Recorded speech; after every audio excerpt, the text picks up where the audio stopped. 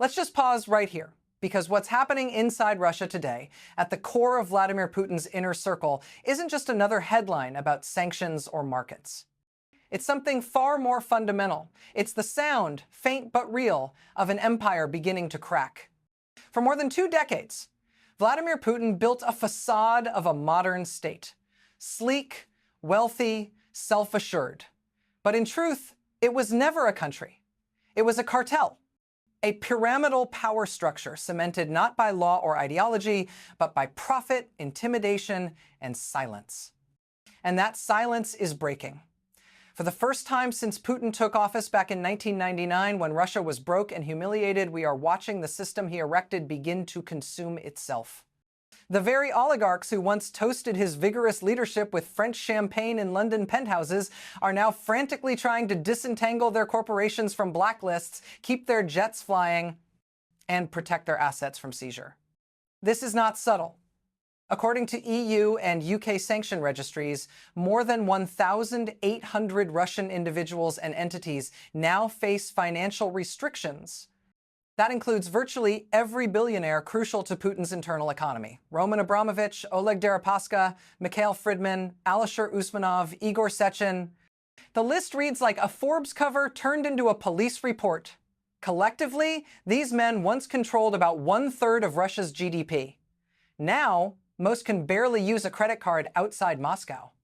Here's the fascinating part. When those sanctions hit, when yachts were seized in Mallorca, when London froze anonymous accounts, when villas in Sardinia popped up with under investigation, signs the Kremlin shrugged it off. Putin sneered, saying they could eat their yachts. But the truth about oligarchs is they don't appreciate poverty, they hate losing status, and they don't forgive easily.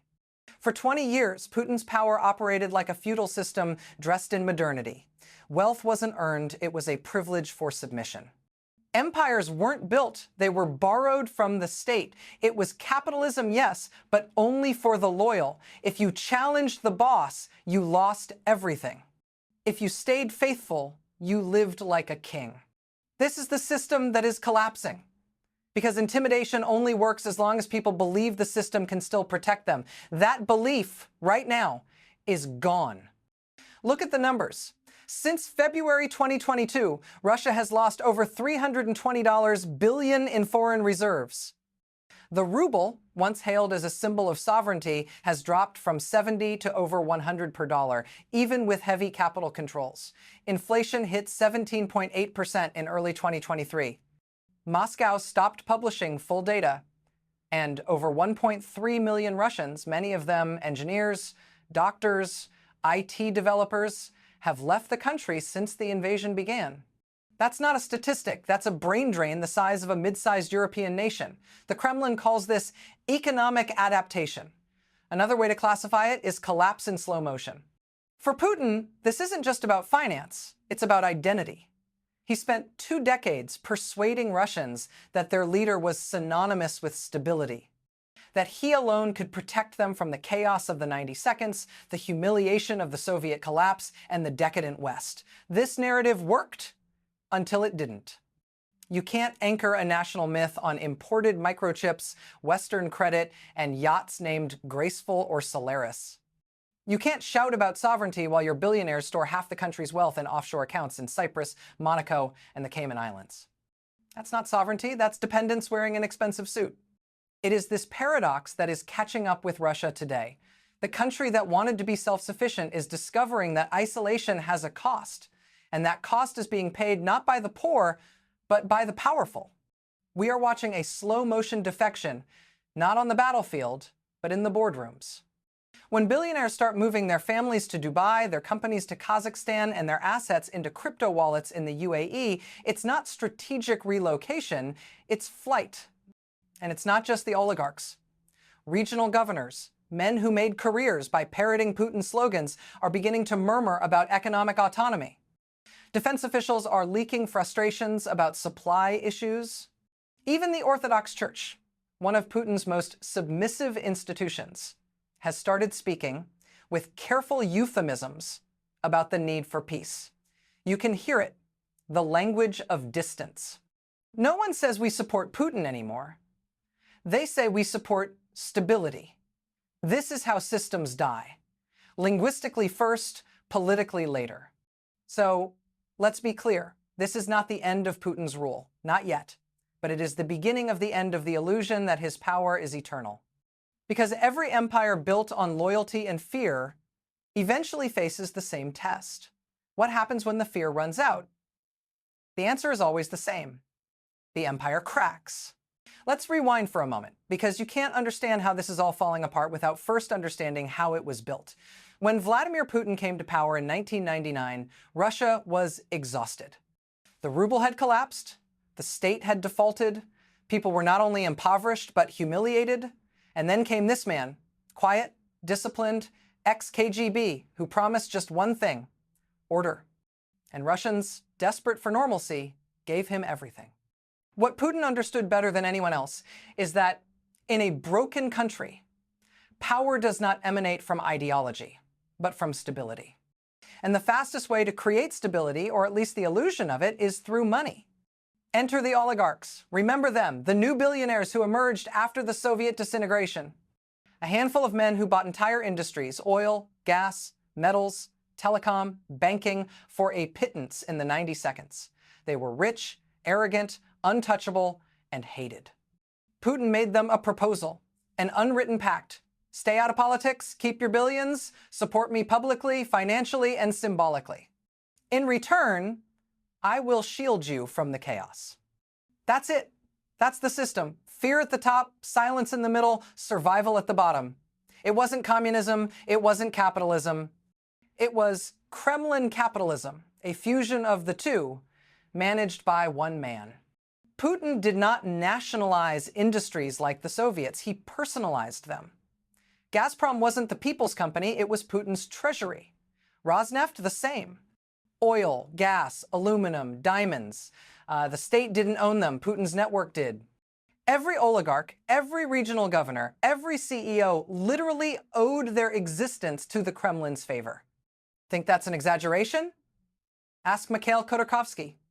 Once Russia's richest man, he dared to criticize Putin on television in 2003. Months later, he was arrested, his company, Yukos, dismantled, and he spent 10 years in a Siberian prison camp. This was the message: if you step out of line, I erase you. And it worked. For almost 2 decades, Putin's Russia looked, on paper, like a success story. GDP doubled. Moscow gleamed with skyscrapers. The middle class blossomed. Western companies flooded in. The 2000s were a golden decade for Russian wealth. But beneath that glossy surface was something rotten. A lack of innovation, of genuine competition, of the rule of law. Every major contract went to a friend, a cousin, or a loyalist. The Russian economy was not developing. It was extracting, sucking wealth from natural resources and redistributing it upwards. By 2018, nearly 60% of Russian exports came from oil and gas alone. Half the federal budget came from energy revenues. And when you are that dependent on a single source, you are not managing a country. You are managing a gas station with nuclear weapons. But here's the trap. That system only works as long as the money keeps flowing. And when it stops, when oil prices crash, when sanctions bite, when war isolates you, the system doesn't just slow down, it collapses. Because loyalty based on profit has an expiration date. And Putin, the supposed master strategist, built his empire on rent-seeking, not creation. He turned Russia's brightest minds into bureaucrats and its wealthiest entrepreneurs into courtiers. And now he is running out of both. That is what makes this moment so dangerous. The oligarchs aren't leaving because they grew a conscience. They are leaving because they finally understood the deal they made. They traded freedom for protection. And now there is no more protection left to buy. So, what happens next? When the billionaires start running, mid-level officials start whispering, and the propaganda stops convincing. The pyramid of fear starts to wobble. The question is not if it will fall, but who will be crushed when it does. Because in the Kremlin system, the end always comes from within. Not with street riots, but with a phone call that is suddenly not answered, with a meeting that isn't scheduled, with silence where there was once applause. That is how power dies in Russia. Quietly, bureaucratically, and then all at once. And the irony? Putin promised to end the chaos of the 90 seconds, but by building his empire on corruption, loyalty, and fear, he recreated that chaos inside the palace walls. Let's talk about when the cracks really started to show. From the outside, Russia still looks stable. Putin is still on TV, surrounded by generals, priests, and nodding billionaires. But behind the cameras, inside the ministries, the banks, the oil companies, you could feel it. The slight shift in tone, the nervous glances, the silence when his name was mentioned in meetings. That is how it starts. Not with a coup, but with hesitation. The first real fracture appeared not on the battlefield, but in the spreadsheets. Because every dictatorship, no matter how loud, eventually runs into math. And in Putin's case, the math stopped working. By mid-2022, Russia's so-called war economy was already cannibalizing itself. Factories that produced car parts were suddenly producing drones. Shipyards intended for civil trade were redirected to military logistics. The Kremlin called this import substitution, which sounds sophisticated until you realize it means we ran out of stuff and are now improvising. Take aviation. Before the invasion, nearly 80% of Russia's commercial fleet depended on Western-made parts, Boeing, Airbus, Rolls-Royce. After sanctions hit, maintenance stopped.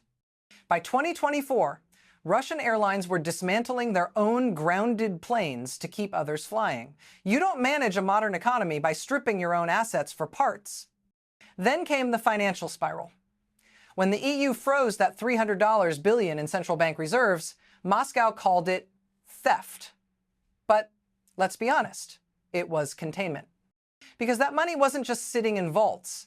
It was the oxygen of the Russian state. The reserves backed the ruble, paid for imports, and subsidized energy discounts that kept ordinary Russians quiet. To cut that off is to cut the bloodstream. So the Kremlin improvised. They printed rubles. They forced exporters to convert their foreign currency into state accounts.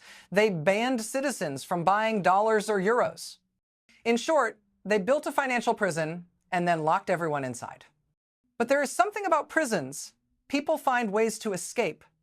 According to the Bank of Russia, private capital outflows exceeded $250 billion between 2022 and 2024, the highest value in 2 decades. That is money quietly running away through shell companies, crypto wallets, and the few flights still leaving Moscow. And where did it go? Not to Europe, too risky, to Turkey, to Dubai, to Yerevan. Entire Russian neighborhoods have sprung up in Tbilisi, Georgia, where cafes serve borscht under signs that say, "No politics, please." That is not exile, it is evacuation. Meanwhile, inside Russia, the propaganda insisted everything was fine. TV presenters smiled, the graphs went up, but on the ground, groceries doubled in price. Imported medicine disappeared. In one survey quietly circulated among Moscow doctors in early 2024, over 40% said they could no longer access essential Western treatments for cancer and heart disease. That is not just statistics. That is life expectancy. So, while Putin was promising a resilient economy, his country was literally dismantling itself piece by piece. And the oligarchs? Remember them? They started doing what oligarchs always do when the ship starts sinking. They lied, they flattered, and they hid their gold. Roman Abramovich sold Chelsea Football Club, a sale that yielded over $3 billion and claimed the money would go to humanitarian relief. The UK government froze the fund. Oleg Tinkoff, founder of Tinkoff Bank, called the invasion insane. Within 48 hours, he was forced to sell his entire stake in the bank for a fraction of its value and flee the country. Do you think that's a coincidence? These are men who once defined power in Russia. Now they can barely define where they live. By late 2024, dozens of former Putin loyalists had been found dead under what officials politely call mysterious circumstances. Falls from balconies, sudden heart attacks, yacht accidents, even suicide notes that read like they were written by a lawyer. At least 30 prominent businessmen connected to the energy sector have died since the invasion began, a staggering number for any country, let alone one that insists everything is under control.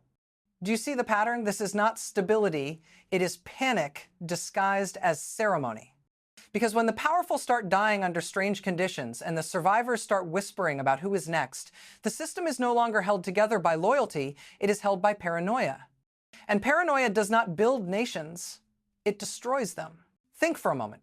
Imagine being a Russian bureaucrat right now. Your savings in rubles that lose value every week. Your boss under investigation.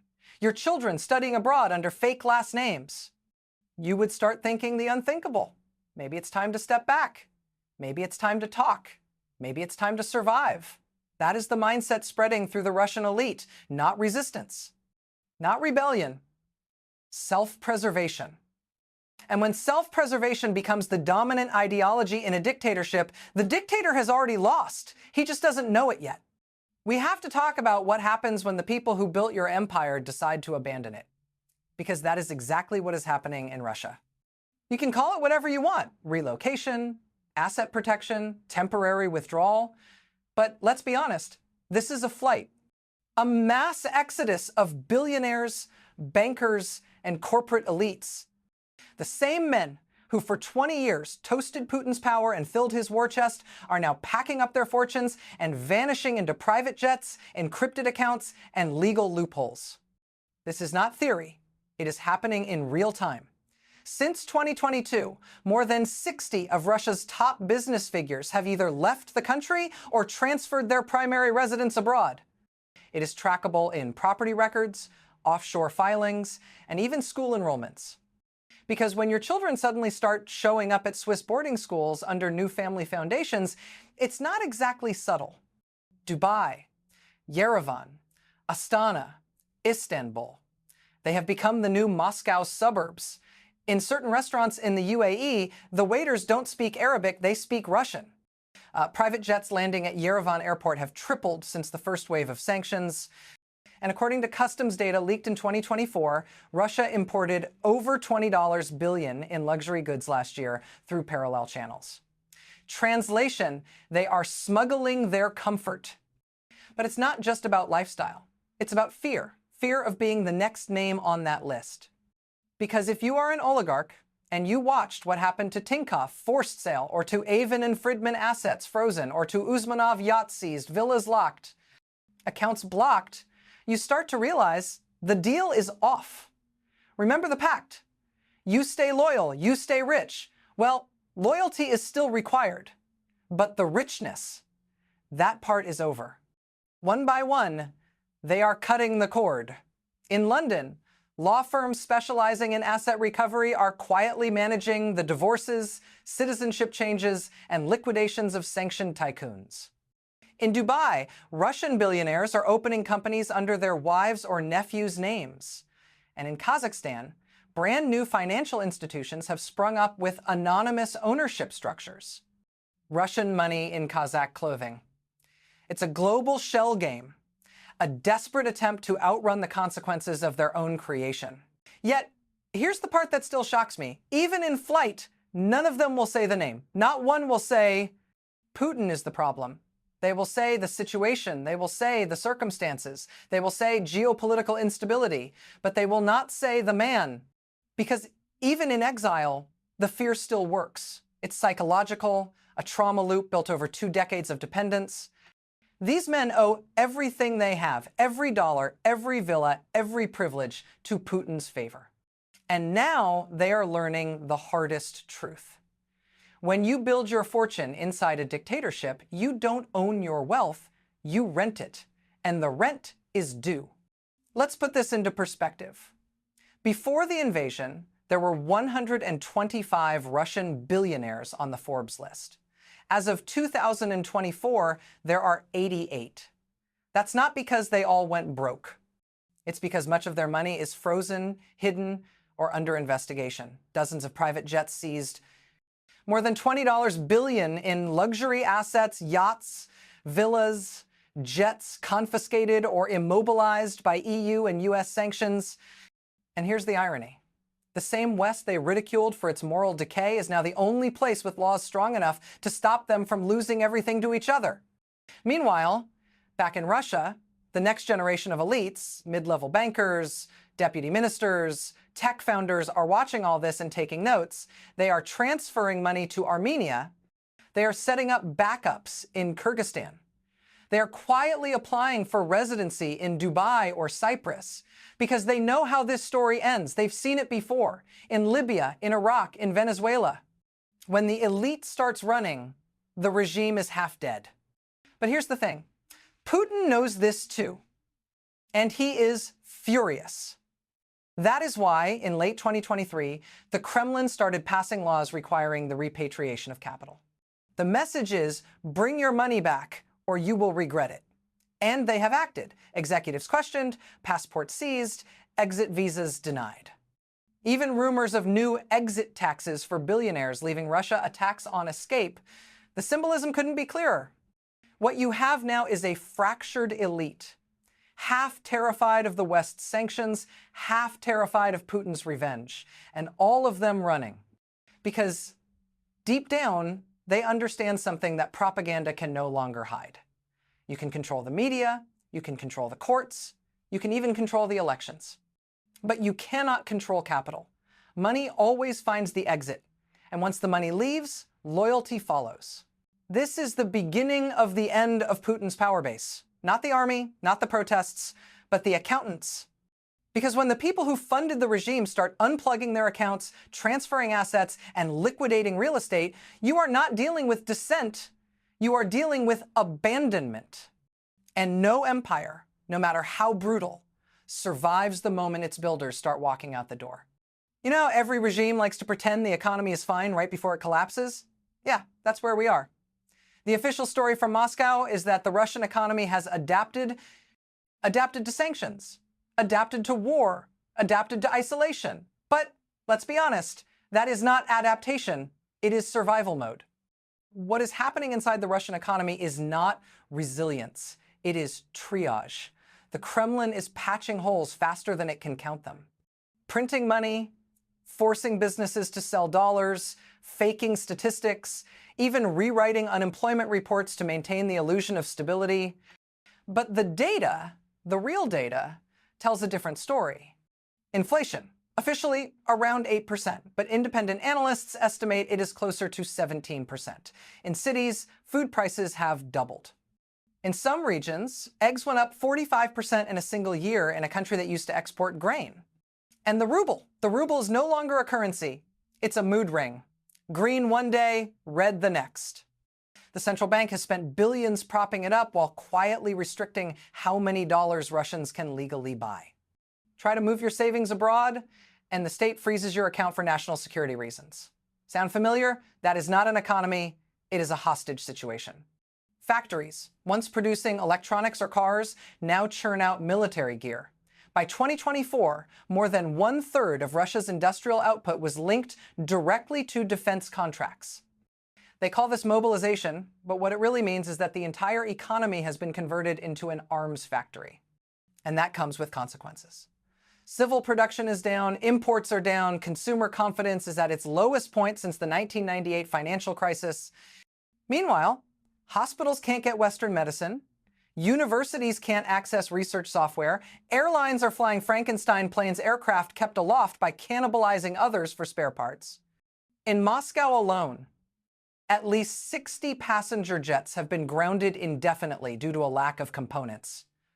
And the Kremlin calls this self-sufficiency. You think that's strength? No, it's desperation with a PR department. But let's talk about something Putin never mentions. People. The human part of the collapse. Since the invasion began, Russia has lost over 1 million skilled workers.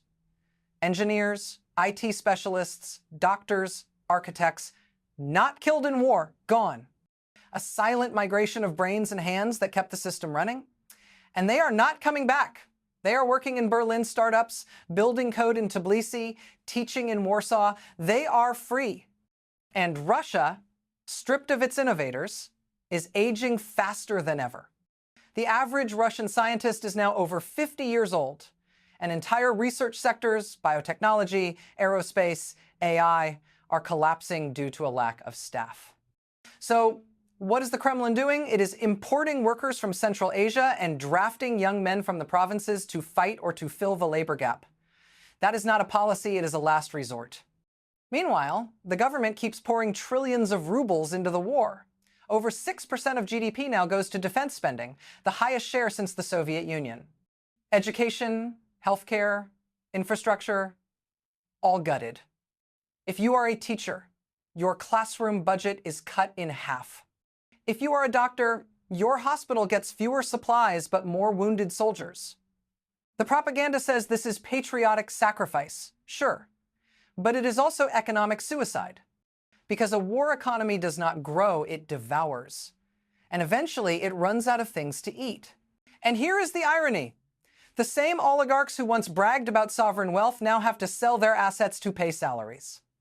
The once proud Gazprom has lost nearly 70% of its European revenue since 2021. Rosneft cannot sell oil freely. It hides it through shadow fleets sailing under flags of convenience. That is not global power, that is smuggling at scale. The deeper truth is this: Russia is not decoupling from the global economy, it is being cut out of it. And the country that once claimed to be energy independent now depends on China for cars, on Iran for drones, and on North Korea for ammunition. That is not sovereignty, it is dependency in disguise. So, while the Kremlin tells its citizens they are standing tall, the numbers tell us otherwise. GDP growth of less than 1.5%, dwindling currency reserves, falling life expectancy, and a generation that stopped believing the future will get better. You cannot bomb your way to prosperity. You cannot censor inflation. And you cannot keep calling a declining economy a victory economy. So, while Putin claims that Russia is stronger than ever, the truth is, it is hollow. Because no matter how many parades you throw or maps you redraw, the laws of economics do not salute the flag. They just add up, until they don't. We have to talk about fear, because for 20 years, that was Putin's greatest weapon. Not tanks, not missiles, not propaganda. Fear. The kind of fear that seeps into the bones of a society until silence feels safer than truth, until you learn to look down when you walk past a police checkpoint, until you stop saying names out loud. That fear, the one that held Russia together for 2 decades, is breaking. You can see it in the cracks of the state machine, in the tone of the news anchors who used to smile while reading Kremlin scripts, in the cautious language of bureaucrats now saying the government instead of the president, in the whisper networks of parents terrified their sons will be drafted and who, for the first time, are saying it out loud. Because here's the thing, fear only works when people still believe it protects them. Once it stops working, once the punishments stop making sense, it collapses under its own absurdity. And that is exactly what is happening in Russia.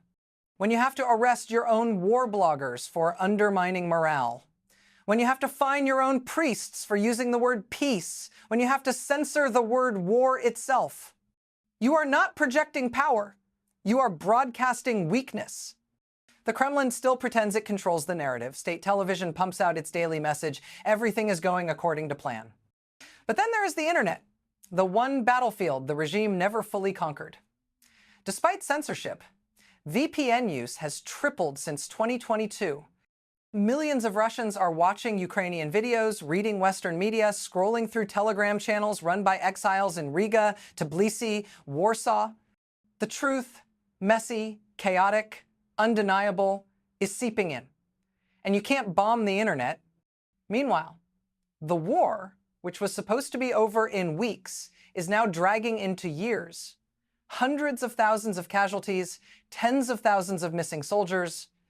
And every time a mother receives another sealed coffin marked training accident, the propaganda dies a little more. Even the police, the army, the FSB, the enforcers of fear are losing faith. You see it in the corruption cases, in leaked recordings of officers complaining they haven't been paid, in regional governors begging for reinforcements that never arrive. Because when fear stops rewarding obedience, obedience disappears. And so Putin does what every autocrat does when control slips. He tightens the grip. New laws criminalizing discrediting the army, fines for foreign speech, threats of prison for fake news. But here's the catch. The harder you squeeze, the faster people slip through your fingers. The propaganda can no longer keep up. Remember, this was once the most sophisticated media machine in the world, slick graphics, emotional appeals, endless talk shows. Now it is pure noise. The same faces shouting the same lines, the same tired slogans about NATO aggression and Western decadence. But even the audience is shrinking. Independent surveys, the few that remain, show that trust in state TV has fallen from 80% in 2015 to barely 40% in 2024. And that's before you count the millions who have simply tuned out. At some point, people stop listening. You can jail opposition leaders, ban newspapers, poison critics, exile journalists, threaten families. But you cannot force a nation to keep believing a lie once they have tasted the truth. And here is the irony that history keeps repeating.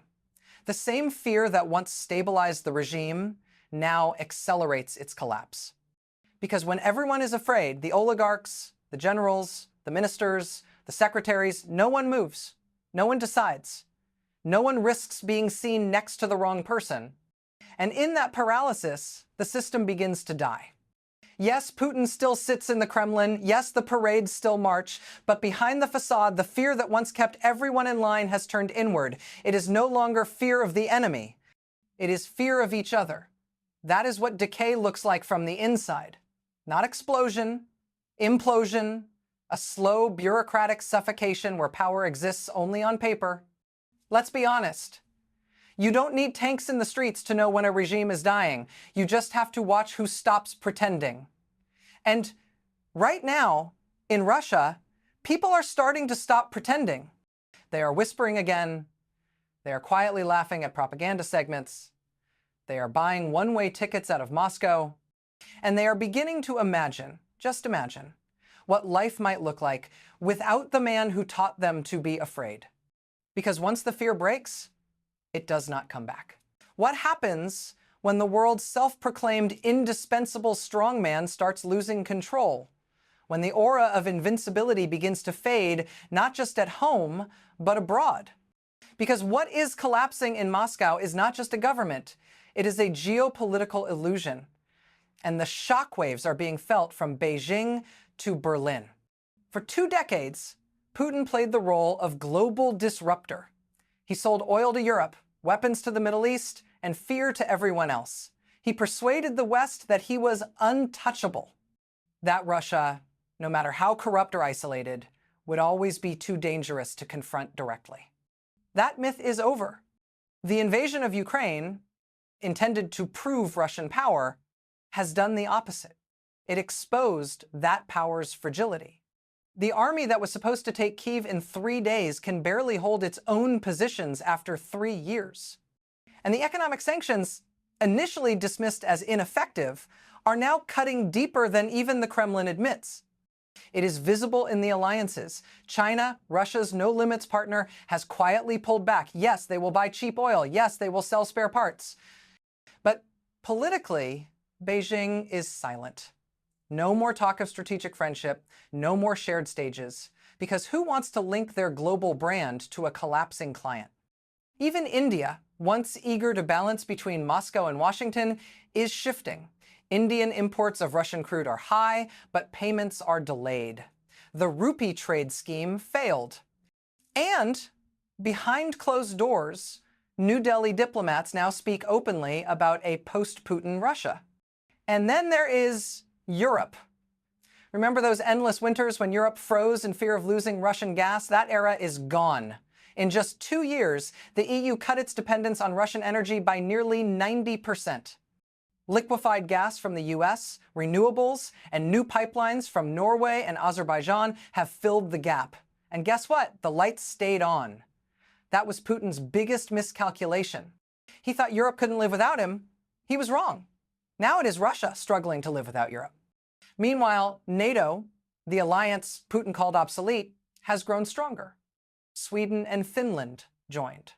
Ukraine is closer to NATO integration than ever before. And countries that once stayed quiet, the Baltics, Poland, even Czechia, are now leading the moral argument against dictatorship. By trying to divide the West, Putin accidentally rebuilt it. But here's the real insight. The collapse of fear inside Russia is now spreading outward. Authoritarian leaders who once admired Putin's control, from Budapest to Caracas, are suddenly reconsidering their own mirrors. Because if he can fall, anyone can. And this is not just symbolic. The global economy is feeling the tremors. Russia's share of global trade has shrunk to less than 1.8%, the lowest in modern history. Its currency has been downgraded to junk by every major rating agency. And its population, aging, shrinking, and disillusioned, faces the same demographic implosion that killed the spirit of the Soviet Union. Let's pause for a second, because history doesn't just rhyme here. It echoes.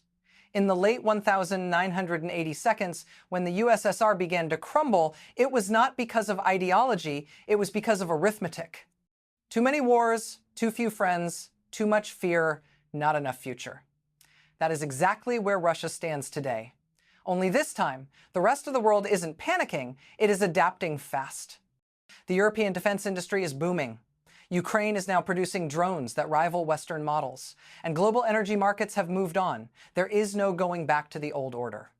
So when Putin threatens, when he blusters about red lines and nuclear deterrence, it doesn't carry the same weight it used to.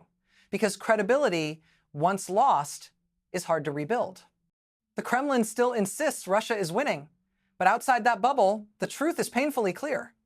Russia has become what it once mocked. A sanctioned, paranoid, economically dependent state, a country that trades fear for survival. And as the world adjusts, one question hangs quietly in the air. When a regime built on intimidation loses its ability to intimidate, what is left? Let's take a breath, because at this point, after everything we've seen, the exodus, the sanctions, the censorship, the fear, the silence breaking, it's worth asking, what exactly are we witnessing here? Is it just the decline of one man? Or is it something larger, something historical, perhaps even inevitable? Because if you look closely, the story of Vladimir Putin is not new. It is old, ancient even. Empires built on control do not collapse because someone beats them in battle. They collapse because they start lying to themselves. They believe their own myths. They confuse fear with loyalty, wealth with power, and silence with stability. And then, one day, the silence shatters. That is what is happening in Russia right now, a reckoning with the myth of invincibility. For 20 years, Putin sold his country a story that order mattered more than freedom, that power meant safety, that Russia was rising. And for a while, people believed it. But belief, like oil, runs out. The empire of control has reached its natural limit. And if history is any guide, this is where the most dangerous phase begins. Because when autocrats fall, they don't just lose power, they lose the narrative. And they fight like hell to get it back. We have seen this movie before. Stalin's paranoia devouring his own inner circle, Brezhnev's stagnation turning victory parades into funerals. Even the czars clinging to divine destiny while the streets froze with hunger. The costumes change, the script doesn't. And now, Putin's Russia has entered its own final act. A regime obsessed with rewriting the story even as the plot unravels. But here is the thing no dictator ever prepares for. You can control people's fear for a lifetime. You can control their hope for maybe half that. But you cannot control their exhaustion. Because exhaustion, quiet, invisible moral exhaustion, is what kills authoritarianism, not revolutions. It is just the collective decision to stop pretending. And that is what this reckoning really is. Ordinary Russians, the teachers, the mothers, the soldiers, the engineers, they have lived through this before. They have buried empires before. They know the sound it makes. When power runs out of lies, it does not explode, it fades. And one day, the portrait on the wall, the one that used to hang in every office, every school, every police station, comes down quietly, without ceremony. That is how it ends. Now, let's be honest. Putin will try to rewrite this ending. He will blame the West. He will blame traitors. He will claim he was betrayed. That is what strong men do when strength fails. But the truth is simpler. The system that Putin built, the cartel, the illusion, The empire of fear was never designed to survive him. He made sure of that. He wanted to be indispensable. And now he is to the collapse. The tragedy, of course, is not his downfall. It is the price his people will pay for it. Because every authoritarian era ends the same way. The ruler walks off stage, the people clean up the rubble, but maybe, and this is the fragile hope buried inside all this darkness, maybe this time Russia will not rebuild the same walls. Maybe it will remember what happens when power goes unchecked. Maybe the next chapter won't start with another strongman, but with a simple idea. That strength is not silence, that patriotism is not obedience, and that truth, even whispered, is stronger than fear shouted through a megaphone. That is the reckoning. Not the fall of one man, but the moment a nation realizes it deserves better. Let's go back to where we started. 2 decades ago, Vladimir Putin promised Russians he would make their country strong again. And in a way, he did. For a while, the lights came back on. Salaries rose. The chaos of the 1,990 seconds faded into memory, and people, tired, humiliated, hopeful, traded their freedom for a never again will we fall apart. But that promise, like all promises built on control, came with a price. Because strength that depends on fear is not strength, it is paralysis. And today, that paralysis is breaking. The oligarchs have fled, the ruble is hollow, the propaganda has turned from triumph to noise. And even the silence, that heavy, disciplined Russian silence, is starting to sound different, less obedient, more tired. You can feel it in the cafes, in the metro cars, in the quiet jokes told under breath, that strange, electric space between cynicism and courage. It is not revolution, it is awakening. And if you know Russian history, you know that awakening always begins this way, not with slogans, not with riots, but with the smallest act of disobedience, a whisper, a laugh, a question too honest to go unsettled. That is how power unravels. Not when the opposition wins, but when the population stops performing fear. And maybe, just maybe, that is what is happening now. We have seen this cycle before. Czars, commissars, general secretaries, all men who believed they were the state itself. And all of them discovered the same thing. The state outlives the man, but only when the man lets it breathe. Putin never did. He smothered it with loyalty, propaganda, and myth. And now, as that myth collapses, the air is rushing back in. It is messy, it is painful, it is dangerous. But it is also necessary. Because history does not move in straight lines. It exhales. And tonight, Russia is exhaling. After 20 years of holding its breath, the question is, what comes next? Will it rebuild the same fortress of fear under a new face, a new name, a new flag, or will it finally break the cycle that has haunted it for centuries? A cycle of power mistaken for protection, of leaders who promise greatness and deliver grief? I don't know the answer. No one does. But I know every time Russia faces that choice, the world holds its breath with it. Because the fate of that country, a country of poets, of soldiers, of survivors, has always carried a warning for the rest of us. And the sound of that warning is, when power becomes theater, when truth becomes optional, when fear becomes routine, collapse is not a question of if, it is a matter of when. And tonight, as the lights flicker across Moscow, as the elites scatter and the people quietly endure, we are watching that when unfold in real time. So, yes, the empire is cracking, but history might finally be learning. And if that's true, if even for once the cycle breaks, then maybe after all this darkness, there's a chance, however small, that Russia's next strongman won't be a man at all, but an idea. An idea that freedom is not chaos, that truth is not weakness, and that silence is not safety. Because, in the end, every empire falls the same way, from the inside out. And always right after it stops listening.